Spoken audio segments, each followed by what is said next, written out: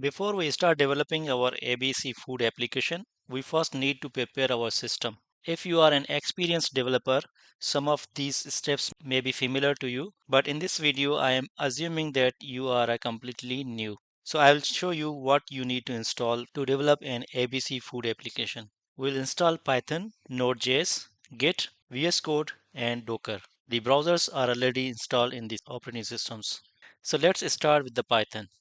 To install Python, just search Python install. You will see an official Python website. Open it. From here, you can download the Python installer.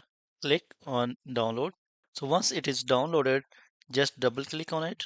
You will see install Python button. As I already have installed here, so it is showing me the reinstall Python. I'm not going to click on this, but when you are installing Python, just click on install Python. During installation, make sure you check the add python.exe to path. This will allows you to run Python from the Windows terminal. You can check whether the Python has been successfully installed. For that, you can click on Windows and then search for PowerShell. Open Windows PowerShell and write Python minus minus version. So here you will see the installed version of your Python. So once the Python is installed, now you can install Node.js. Again, for that, you can search in Google install Node.js. You will see an official website of Node.js. Click on it. Here you need to look LTS option. LTS stands for long-term support. So we need to install a stable version. Let's say we have a version that is current version is 26. You can install that one, or you can search for another older version from the list. But make sure you install LTS version. So select that particular option and then click on Windows installer. This will download the your selected version.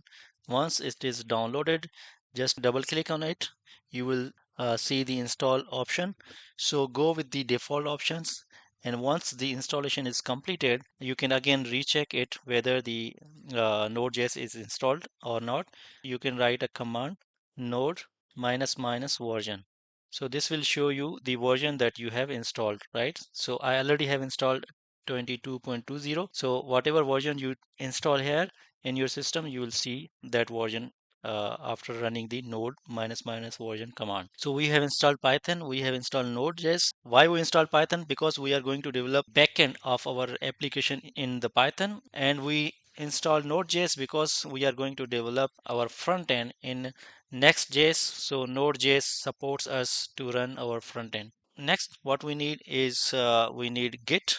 Search Git website. You will see an official website. Click install for Windows. If you are using another operating system, you can select from these options.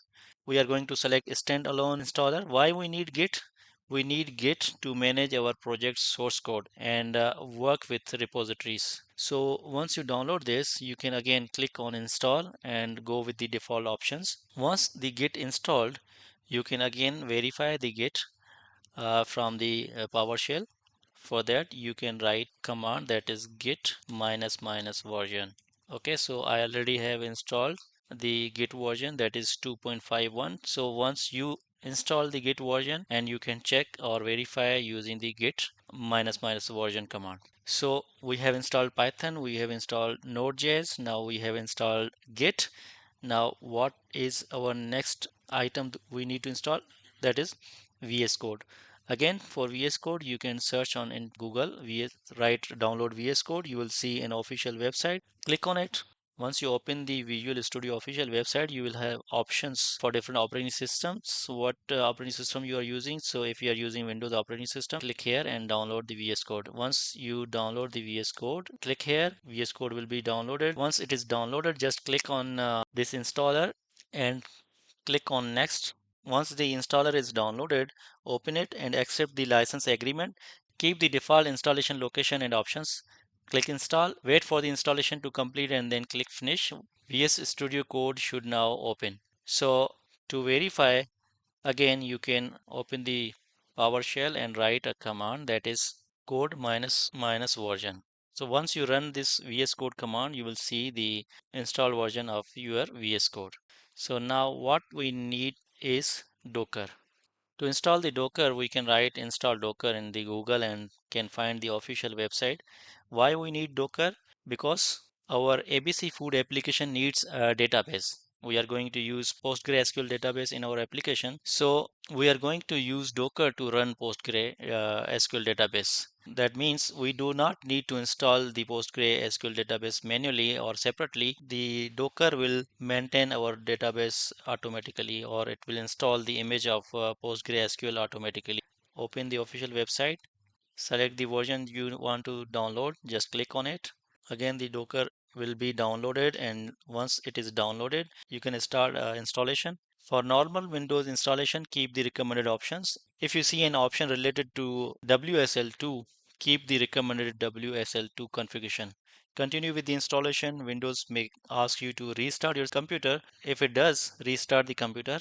Open the Windows Start menu and search for the Docker. You will see the Docker installed on your system. So to verify the version of the Docker, you can again run a command inside your PowerShell, that is docker minus minus version. So this shows the version of Docker you have installed on your system. So means we have installed Python, we have installed Node.js, we have Git to maintain our code repositories, and we have VS Code where we are going to write actual code to build our application, and we have a Docker to maintain our Postgres database. So these are the tools that we require to build our ABC application. So we have successfully installed those all required tools. So in the next lecture, we will start developing our application step by step. We will start from one workflow.